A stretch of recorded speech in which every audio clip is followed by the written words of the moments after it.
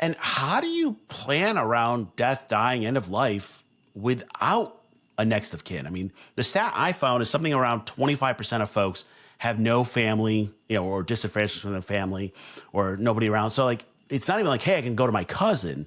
How do you do that type of planning as a soloist? Yeah. And I sort of approach this that everyone should be planning as if they're a solo ager, because whether you're 50 now and married without children, or, whatever the situation is, life changes, things change. Even if you had children, a lot of people are estranged from their children. They live across the country. When I'm working with anyone, my hope is that they're planning with themselves in mind as if they're going to be solo agers, just because life is unpredictable. Welcome to the Childfree Wealth Podcast, hosted by Bree and Dr. J, Certified Financial Planner. Here we discuss life and finances as it relates to being child-free. This podcast is for educational and entertainment purposes only. Please consult your advisor before implementing any ideas heard on this podcast. Hey, Childfree Wealth listeners. Today we're going to talk about something a little different. We're going to start with the end and work our way back. We have this discussion with Marni Blank, and she's the founder of Begin with the End, and she works on like the logistic and emotional aspects of death, dying, and grief. And now, mind you, we're going to try not to make this morbid. I mean, that's not what we're talking about, but like, it happens to all of us. Like, at some point, you will die. Like, that's gotta say it that way.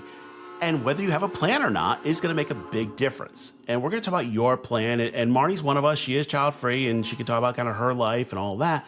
But she's a trained end-of-life doula, a mediator, after-loss consultant. She's a recovering lawyer. We won't hold that against her. No.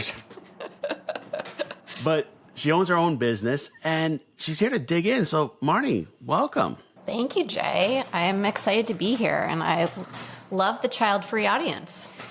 Yeah, so I gave a little bit of your background, but tell us about you. Yeah, so like you said, I'm a recovering attorney. I went to law school, I graduated, I got into the hustle and bustle of working for the government, practiced for about 5 years and realized that it wasn't for me, and switched to entrepreneurship sort of early on in my career and went that route. And it was then in 2018, I had my own business that I ran with my sister. And I got a call from a hospital in Massachusetts, I'm based in New York, that my mother had been in a freak car accident.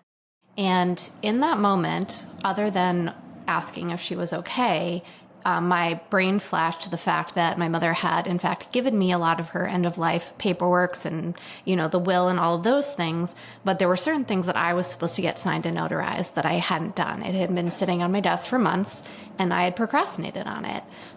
I'm smart. I understand how important these things are, and I'm organized, but there was some sort of mental block around me dealing with this paperwork that had to do with my mother's, death.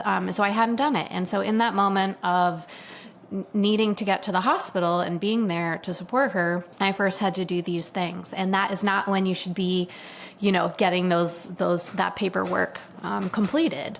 And I'll skip forward to the fact that my mother ended up being okay, but in the ensuing months of figuring out how to be a caregiver while running my own business, was extremely stressful, figuring out all of the things and logistics that happen sort of towards the end of life, figuring out rehabilitation centers, insurance, dealing with pets, dealing with all the household responsibilities.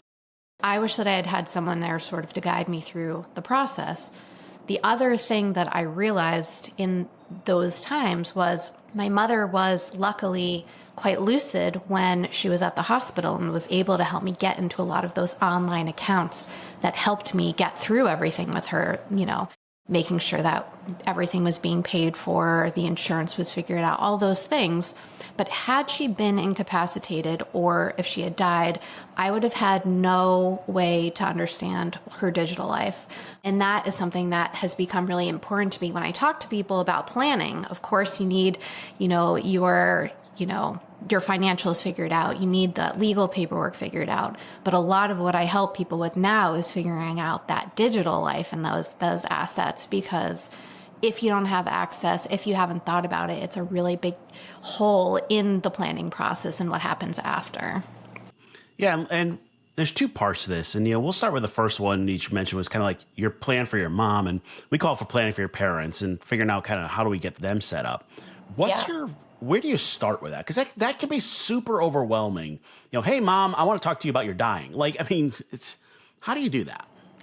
Yeah, and to your point, it can be a really uncomfortable conversation. A lot of us have not been having these conversations throughout our lives with our parents or elders in general, and so it can feel very uncomfortable.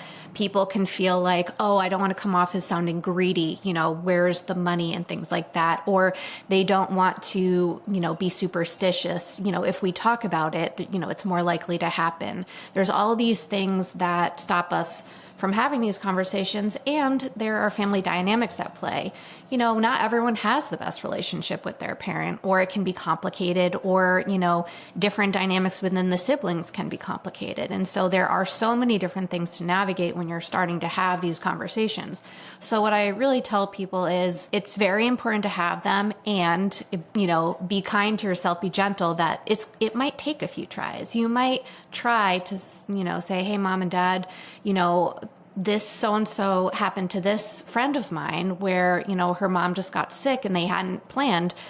I was curious if you've started to think about this. Do you have any planning in place? Sort of bringing it back to, potentially a personal thing that's happened within your friend circle to make it kind of personal, to bring it up that way. Another way to do it is to say, hey, I've started to do my own planning, and I know that we haven't had these conversations. Would you be open to it?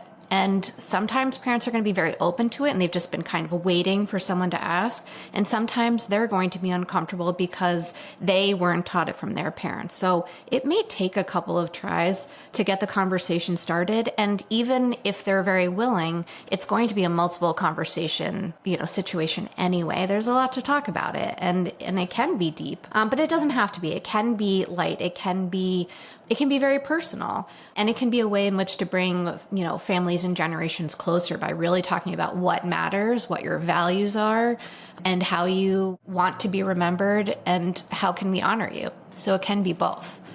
Yeah, and I think you're on the right page. I've seen a lot of folks, hey, grandma dies and mom had to deal with everything with that, and you're like, hey, mom, let's prevent me having to deal with all. There are ways to do that. I think the challenge is sometimes I find it's the first time that the parent is seeing their child as an adult, essentially. It's like, mom, I'm going to now parent you, which sounds a little weird, but that's kind of sometimes what happens. And it does shift the relationship to be having these, these end of life chats, which are real. I mean, I've heard, the superstitions, all that, it is what it is. But you need to start, and do you start with the paperwork? Do you start with the kind of what are your wishes? Where do you start? Mom, I need to have this conversation, but what's the first topic?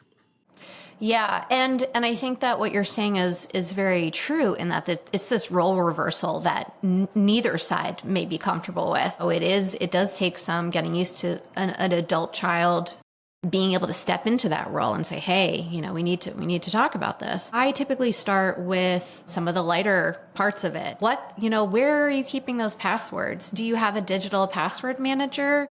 Have you gotten organized? You don't need to tell me right now, but is your important information somewhere that's safe and secure? So starting with sort of more of the organizational aspects, sort of the lighter things that help people right now, here and now. It's not thinking about the end. It's thinking about how can we just make your life easier now? I know that I get tech support questions from my parents on a regular basis. If they have a digital password manager set up correctly, maybe those conversations are a little less, annoying to the adult children, on a regular basis. But then it's starting to bring in, what does aging look like for you? Is your home set up for success in terms of aging in place, if that's what you want? And sort of talking about that. It really is making sure that the parents feel comfortable that these are their decisions. They're driving the boat here. It's not for the children to make choices for the parents. It's really about active listening. It's about curiosity and about trying to understand what they've thought about and maybe what they haven't thought about, but it's important to think about. I really do think, the aging in place, is there a bedroom on the first floor? Or, is there any mobility issues that we need to be thinking about? Or how can we make the house more safe? But thinking about the harder questions, what does the end look like? What does a good death look like for you is a bigger conversation, but really important in terms of, if there's a healthcare emergency, understanding what your parents' wishes are. Is it comfort care? Do you want to be as comfortable as possible? Is it quality versus quantity of life? Do you have religious or, family traditions that are important to you that we need to know about so that we can honor you and help you? It's really about making sure that the person feels that it's their choices and how they want to be remembered. It's not necessarily about the children. Yeah, and I think the hard part is what your mom wants, what your dad wants, what you want, what your sister wants. Like, the whole family has weird dynamics around dying. I mean, let's be real, it is what it is. But we all really should get some say in the way we want to die. And I'm actually one of those big fans of death with dignity and you having control over it and all that. There's a lot of things that go along with it. But I think we don't have the conversation because there's baggage. I was just talking with a client and they were talking about it and they said, hey, a lot of times the family members will kind of pull on the plug because they aren't ready to say goodbye, or there's a guilt, or there's all this. The whole point is to have these conversations in advance so that you can honor and respect the person and follow their wishes. Hey, Childfree Wealth listeners, it's Bree. I highly encourage you to schedule a Childfree Wealth checkup. During this time, you're going to get a couple of forms to fill out that include your life and financial plan. We'll review them, and then we're going to have a meeting and go through them with you. We're going to give you some advice and things to work on and talk through things to make your finances simpler so your life can be amazing. You can schedule yours by going to our website, childfreewealth.com, and clicking the Schedule Now button. Absolutely. It's having that healthcare proxy in place to make sure that a person that you trust and who understands your wishes is making those healthcare decisions for you if you're unable to. And even going further than that, making sure that you have a living will, making sure that you are saying, hey, these are the things that are important to me. If I get to a point where I'm incapacitated and I'm unable, there's more likely a chance that I'm going to die than live. This is what I want.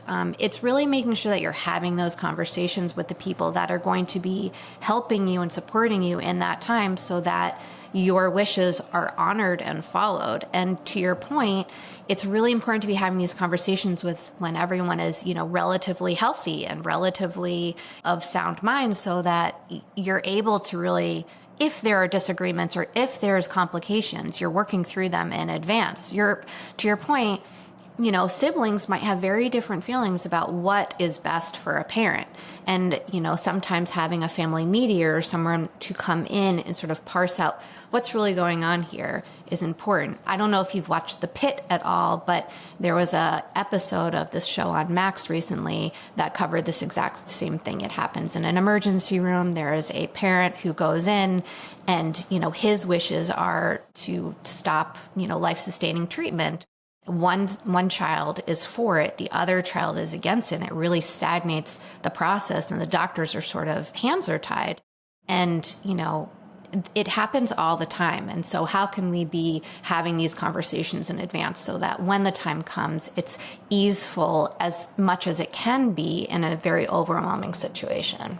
Yeah, I mean, I've been there. I've been a paramedic, and I remember being at somebody's bedside and, half a dozen or so family members all around.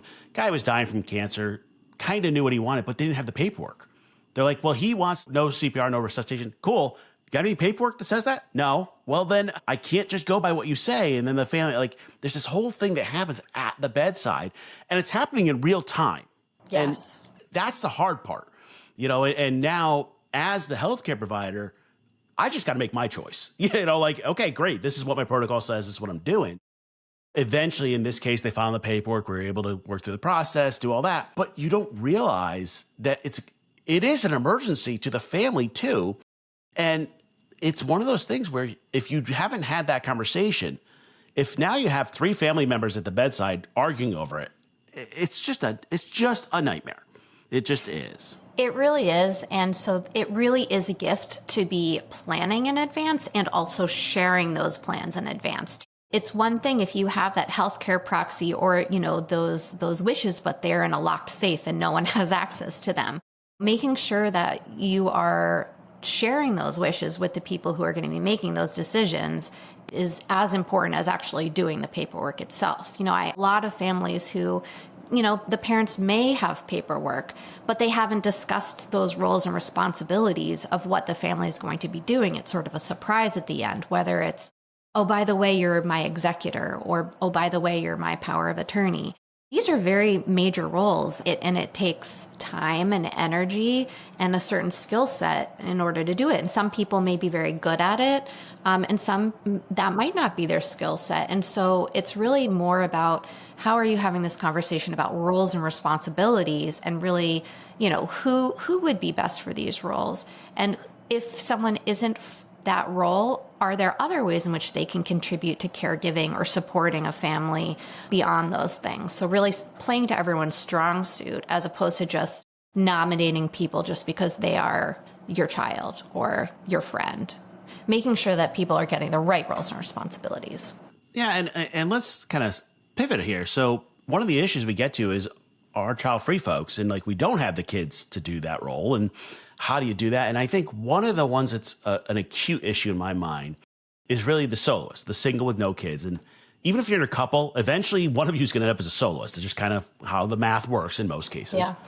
And how do you plan around death, dying, end of life without a next of kin? I mean, the stat I found is something around 25% of folks have no family, or disenfranchised from their family, or nobody around. So it's not even like, hey, I can go to my cousin.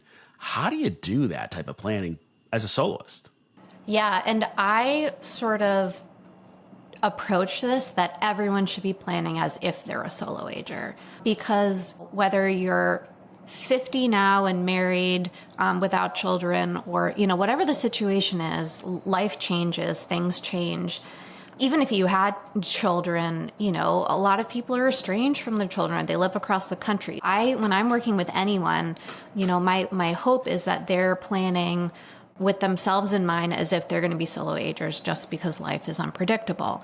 It's so important for child-free folks and those who are, consider themselves solo agers to be focused on creating that social network, that social support. And that can be emotional support, your friends, your community. It can be professional support, like having a daily money manager or a financial advisor who's making sure that your finances are being considered, as well as, caregiving support. What does caregiving look like as you get older?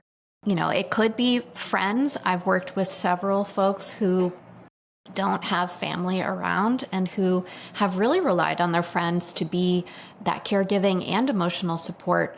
But how can you also bring in the care providers who can, be there to really manage at the end?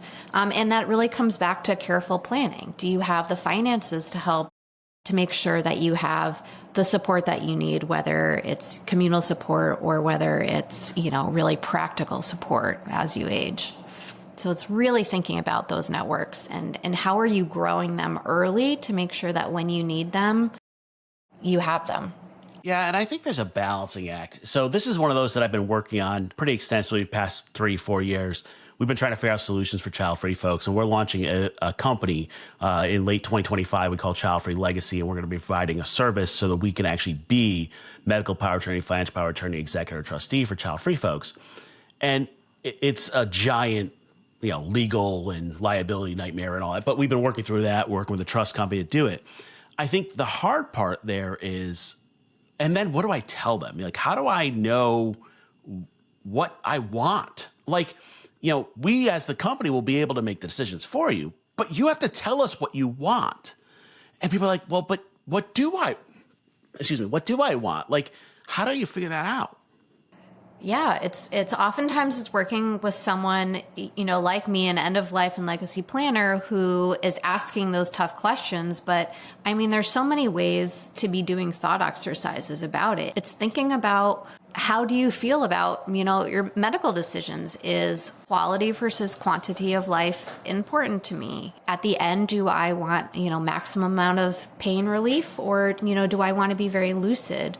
We can't plan for every scenario in advance, but it is really thinking into the future about what it is that's important to you. If you want to be living your retirement years on a beach in Bali, how are you thinking about your life now in order to get there? It really is thinking about all these things in terms of your support, your, legacy in terms of money, but also just how do you want to be remembered in general, but also thinking about the harder things. Okay, if I live in a, 5-story walk-up right now and I'm 65 years old, is that going to be doable for me in 5 years, 10 years?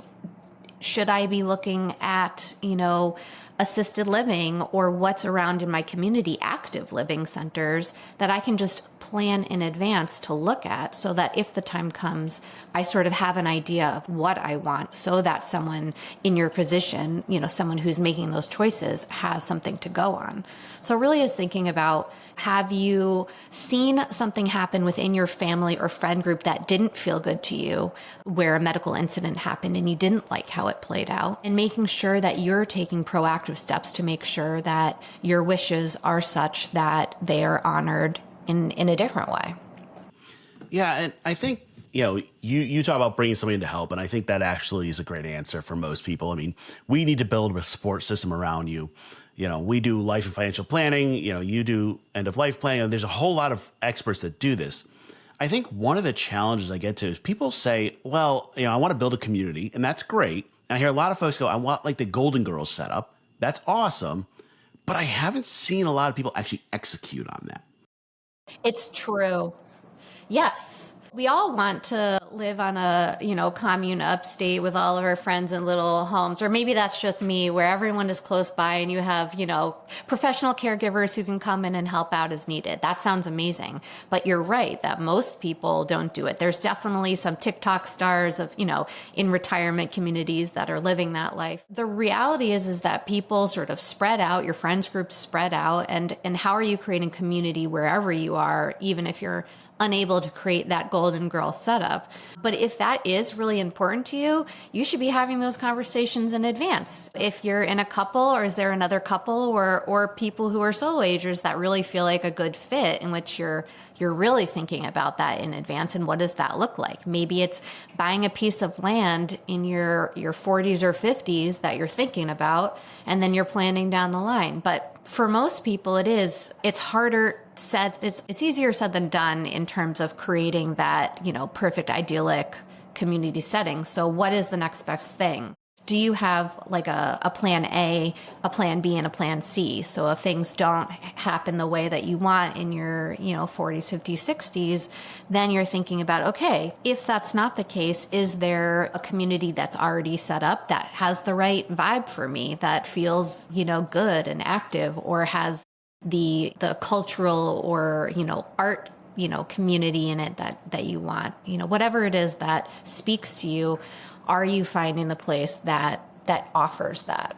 I'm a big fan of, continuing care retirement communities, elderly communities, retirement communities. Like, there's a lot of ways you can do that, but they all take money. I mean, let's be real on this. Like, yeah. We're talking about, if you want to have control over the last end of your life, you do need to plan around it and put resources to it.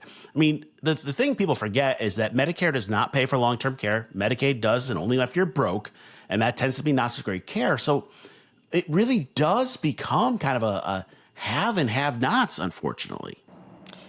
It really is. And, I'm always suggesting to people, I'm 41. I already have long-term care insurance. I see how expensive it is to age, whether it's aging in place or aging in a community. And hopefully I'm married, at some point, and I have dual income. But at this point, I'm planning for myself, and I want to make sure that I have the resources I need to age the way that I want to, and that also I'm not a burden on anyone, and that's also a concern for a lot of people. The other thing to be thinking of, is that whether you're planning to age at home or in a community, it's expensive either way. So you really, just to your point, you really need to be thinking far in advance about this. It's interesting because, for me personally, I've always been like, oh, I'll age in my home. That sounds amazing.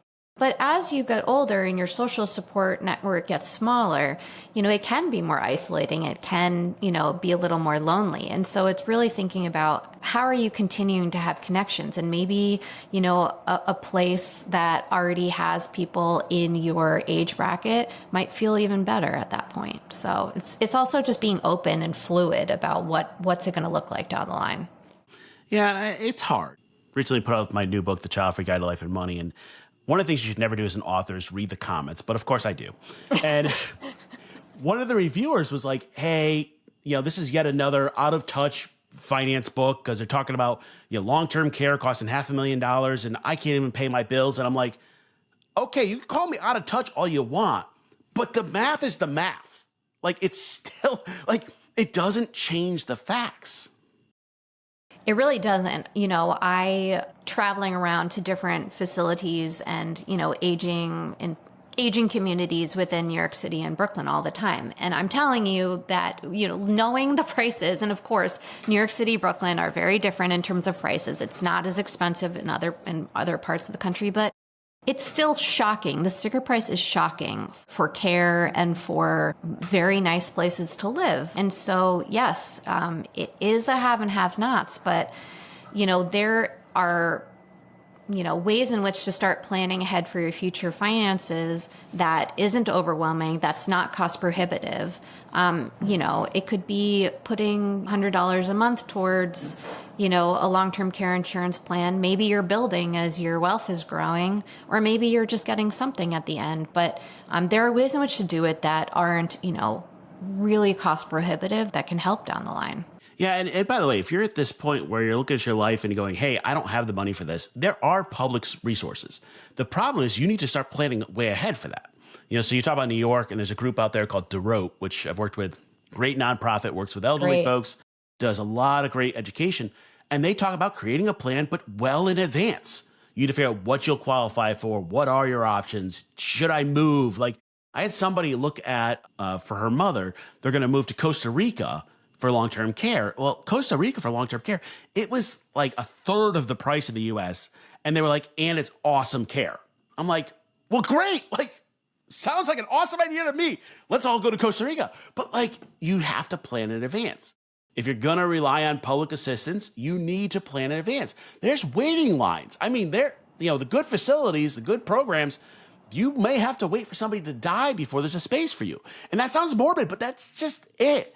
And I love what these organizations are doing to do outreach. But if you go to them and say, hey, care next week and I'm broke, I'm sorry, you didn't plan and you're not going to have a great outcome. Hey, Childfree Wealth listeners, it's Bree.